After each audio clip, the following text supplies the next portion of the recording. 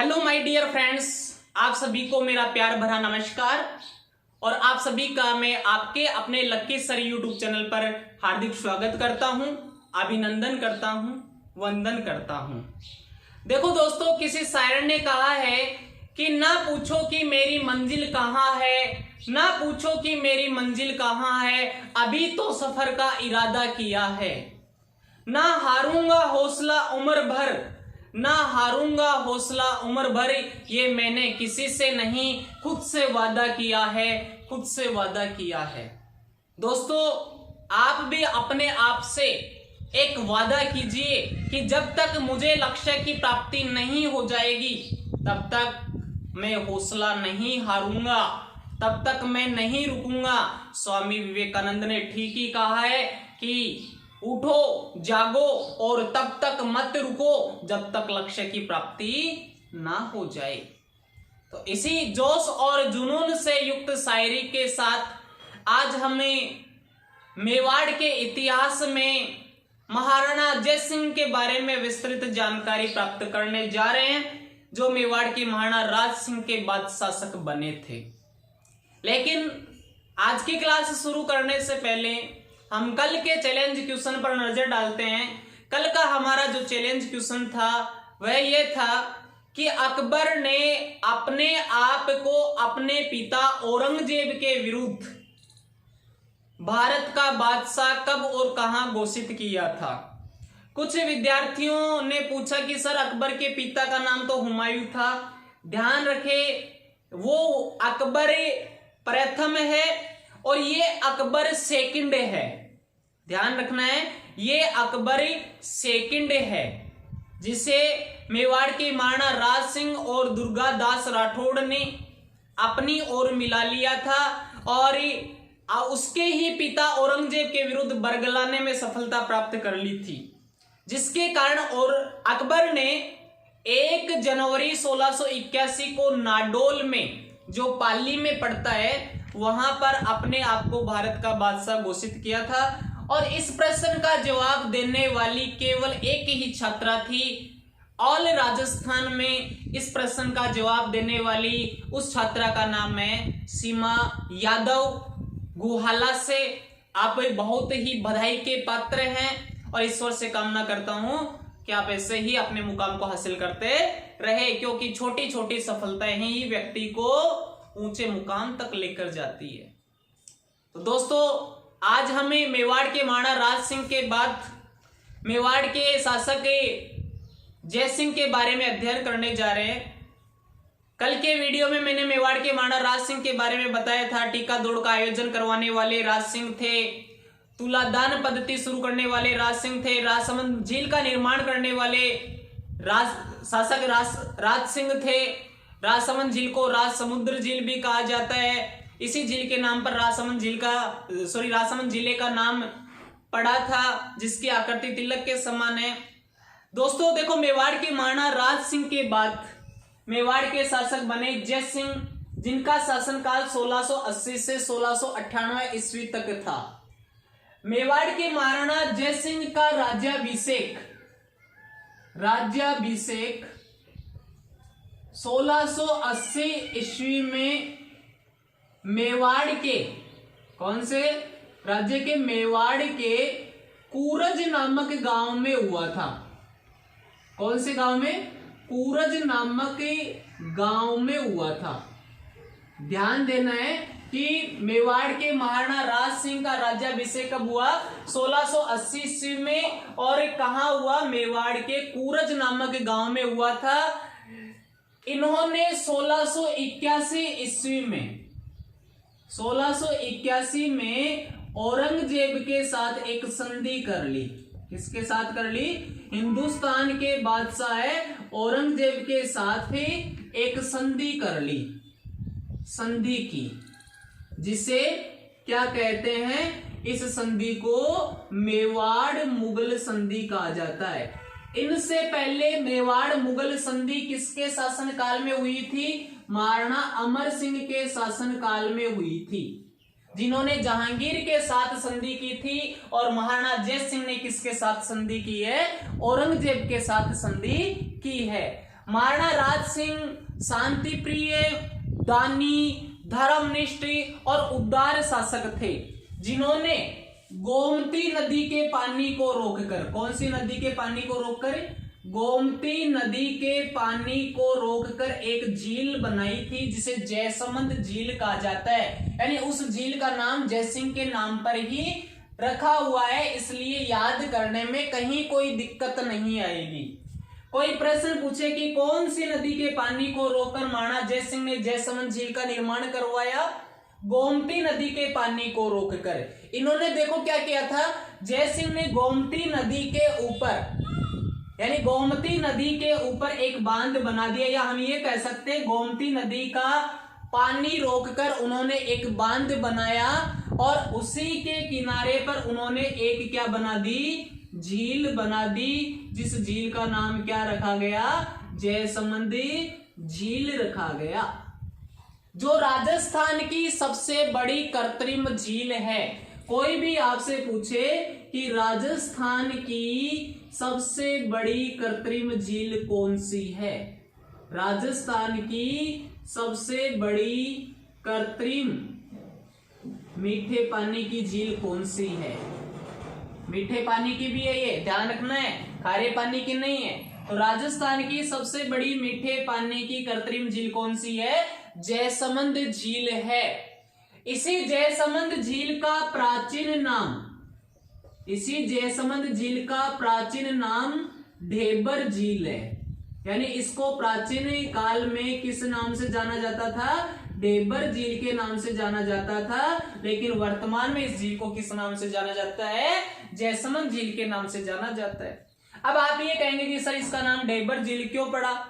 कौन सी नदी के पानी को रोककर बनाई गई है? गोमती नदी के पानी को रोककर। ये गोमती नदी ढेबर के दर्रे से निकलती थी। किसके दर्रे से? ढेबर के दर्रे से निकलती थी, और ढेबर के दर्रे से निकलने के कारण ही इस झील का नाम क्या पड़ा? ढेबर झील पड़ा। इस झील के किनारे पर रूठी रानी का एक चित्रित महल बना हुआ है। किसका? रूठी रानी का महल बना हुआ। कोई भी आपसे पूछे कि रूठी रानी का महल कौन सी झील के किनारे पर बना हुआ है, तब आपका जवाब होना चाहिए जयसमंद झील के किनारे पर बना हुआ है। अब आपसे कोई भी पूछे कि जयसमंद झील कहाँ है, ये जयसमंद झील है उदयपुर जिले में। कौन से जिले में? उदयपुर जिले में, जिसका निर्माण है वह 1685 में शुरू हुआ था और 91 ईस्वी में पूरा हुआ था। तो ध्यान देना है कि मेवाड़ के महाराणा जयसिंह का राज्याभिषेक 1680 में मेवाड़ के कूरज नामक गांव में हुआ था, जिन्होंने 1681 ईस्वी में औरंगजेब के साथ एक संधि कर ली, जिसे मेवाड़ मुगल संधि कहा जाता है। इसके बाद महाराणा जयसिंह ने गोमती नदी के पानी को रोककर बांध बनाया और एक जयसमंद झील का निर्माण करवाया। कहां? उदयपुर जिले में, जिसका निर्माण कार्य 1685 में शुरू हुआ था और 91 ईस्वी में पूरा हुआ। इसी झील के किनारे रूठी रानी का महल बना हुआ है। यह झील राजस्थान की सबसे बड़ी कृत्रिम झील है। इस झील का प्राचीन नाम ढेबर झील है। क्यों? क्योंकि गोमती नदी कहां से निकलती है? ढेबर के दर्रे से निकलती है, इस कारण इसका नाम क्या रखा? ढेबरी झील रखा था। अब देखो, जयसमंद झील है, उसमें 7 टापू भी बने हुए हैं। कितने टापू बने हुए हैं? 7 टापू बने हुए हैं। उन टापुओं पर भील व मीणा जनजाति के लोग अधिक रहते हैं। कौन सी जनजाति के? भील व मीणा जनजाति के लोग अधिक रहते हैं। अब कई बार ये प्रश्न पूछ लिया जाता है कि इन 7 टापुओं में सबसे बड़ा टापू कौन सा है और सबसे छोटा टापू कौन सा है। अगर इन 7 टापुओं में हम सबसे बड़े टापू की बात करें कि सबसे बड़ा टापू कौन सा है, तो सबसे बड़े टापू का नाम है बाबा का भांगड़ा। क्या नाम है? बाबा का भांगड़ा। और सबसे छोटे टापू का नाम पूछ ले कि सबसे छोटा टापू कौन सा है, तो सबसे छोटे टापू का नाम है प्यारी। क्या नाम है? प्यारी। इसी झील से 2 नहरें भी निकाली गई है। वो दो नहर कौन कौन सी है? एक नहर का नाम है श्याम नहर और दूसरी नहर का नाम है भाट नहर। एक नहर का नाम श्याम नहर और दूसरी नहर का नाम है भाट नहर। तो आपसे कोई पूछे कि जयसमंद झील से कितनी नहरें निकाली गई है? 2 निकाली गई है। कौन कौन सी? श्याम नहर, भाट नहर। जयसमंद झील है, उसमें कितने टापू है? 7 है। कौन सी जनजाति के लोग निवास करते हैं? भील व मीणा। सबसे बड़े टापू का क्या नाम है? बाबा का भांगड़ा। और सबसे छोटे टापू का नाम क्या है? प्यारी है। राम प्यारी कह दो, ऐसे याद नहीं रहे तो ध्यान रखना है। अब देखो कोई पूछे कि जयसमंद झील का है तो आपका जवाब क्या होगा? उदयपुर में। इसी से जुड़े हुए 2-3 क्वेश्चन है। अगर कोई पूछे कि जयसमंद अभ्यारण्य कहाँ है तो इसका जवाब भी क्या होगा? उदयपुर में होगा। लेकिन कोई आपसे ये पूछे कि जयगढ़ का किला कहाँ है, इसका जवाब होगा जयपुर में। आज का जो हमारा चैलेंज क्वेश्चन है यहीं से है। आज का हमारा जो चैलेंज क्वेश्चन है वह यह है कि जयसमंद बांध कहाँ स्थित है? उदयपुर में भी नहीं है, जयपुर में भी नहीं है। इतना हिंट मैं आपको दे देता हूं। जयसमंद बांध कहाँ स्थित है? जयसमंद झील है उदयपुर में, जयसमंद अभ्यारण्य उदयपुर में, जयगढ़ का किला जयपुर में, लेकिन जयसमंद बांध कहाँ है ये आपको कमेंट बॉक्स में बताना है, जिसका जवाब मैं कल के वीडियो में दूंगा। आप ये मत सोचना मुझे नहीं आ रहा, मुझे आ रहा है, लेकिन मैं ये चाहता हूं कि आप भी एक क्वेश्चन तैयार करें। और इस प्रकार से मेवाड़ के महाराणा राज सिंह है वो अपने शासन काल में कुछ महत्वपूर्ण कार्य करवाते हैं और 1698 ईस्वी में उनका क्या हो जाता है? निधन हो जाता है। उनके निधन के बाद जो शासक बनते हैं वो है अमर सिंह सेकंड। जब तक आप इनका एक स्क्रीनशॉट ले लीजिए।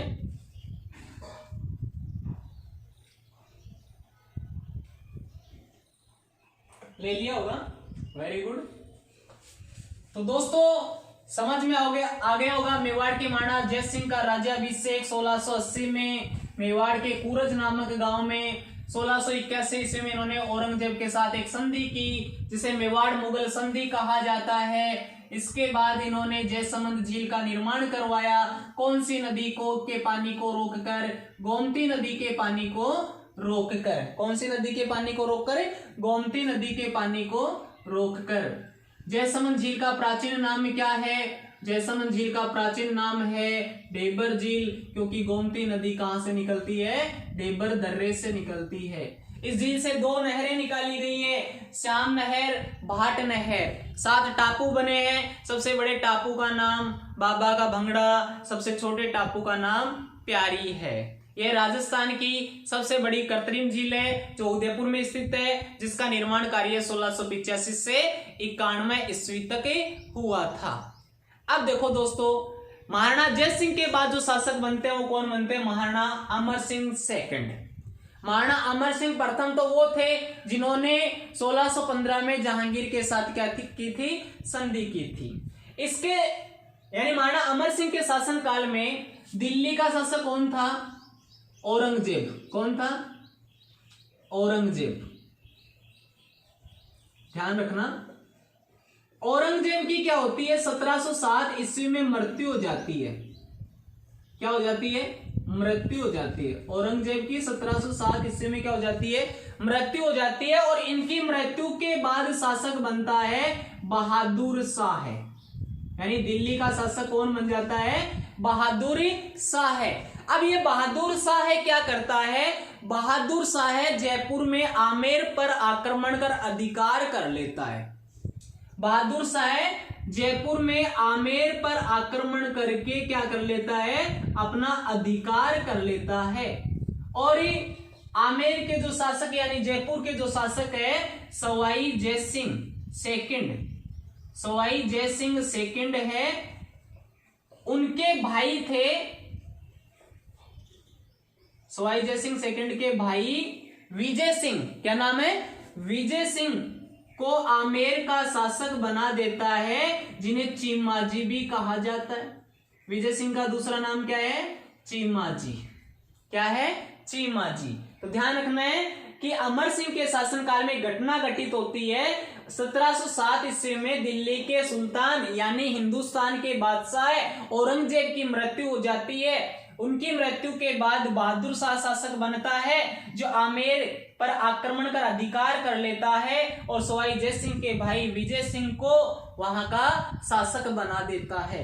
इसके बाद बहादुर शाह है किस पर आक्रमण करता है? मारवाड़ पर आक्रमण करता है और मारवाड़ पर भी अपना क्या कर लेता है? अधिकार कर लेता है। इस समय मारवाड़ का शासक कौन था? अजीत सिंह। ये वही अजीत सिंह है जिसकी दुर्गादास राठौड़ ने रक्षा की थी। ये वही दुर्गादास राठौड़ है जिसके बारे में कहा जाता है 8 प्रहर 64 घड़ी गुड़ले ऊपर वास सेल अणिसु सेक तो बाटी दुर्गादास। 8 प्रहर 64 घड़ी गुड़ले ऊपर वास सेल अणिसु सेक तो बाटी दुर्गादास। यानी एक प्रहर में 3 घंटे का समय होता है, मतलब 24 घंटे में कितने प्रहर हो गए? 8 प्रहर हो गए।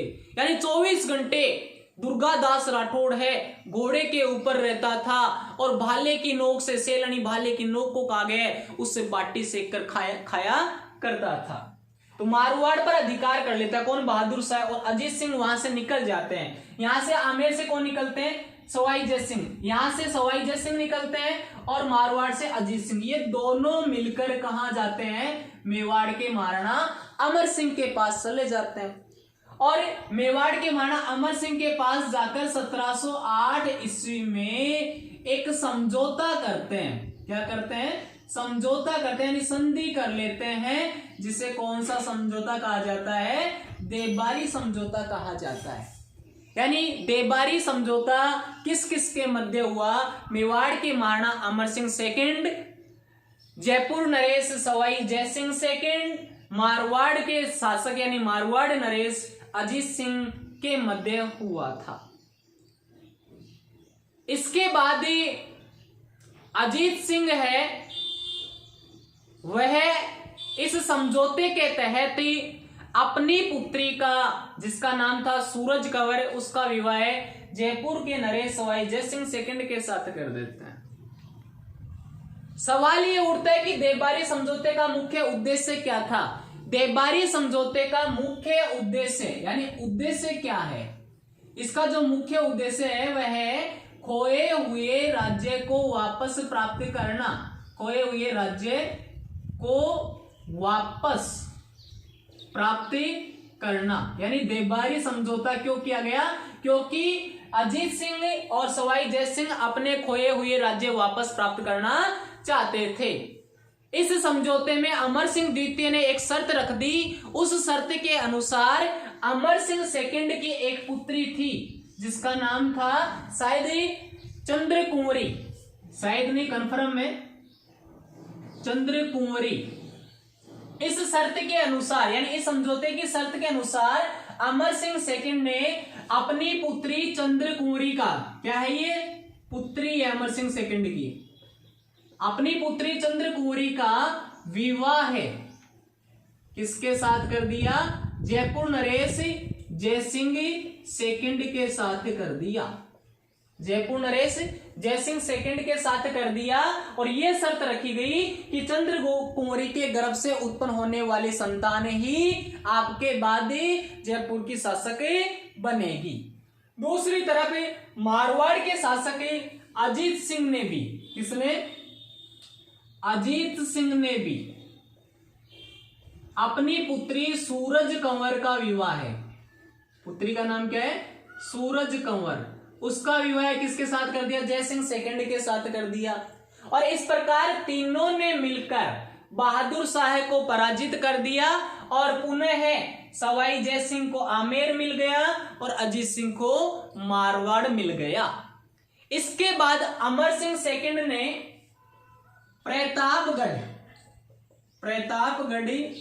और वागड़ राज्यों पर अधिकार कर लिया।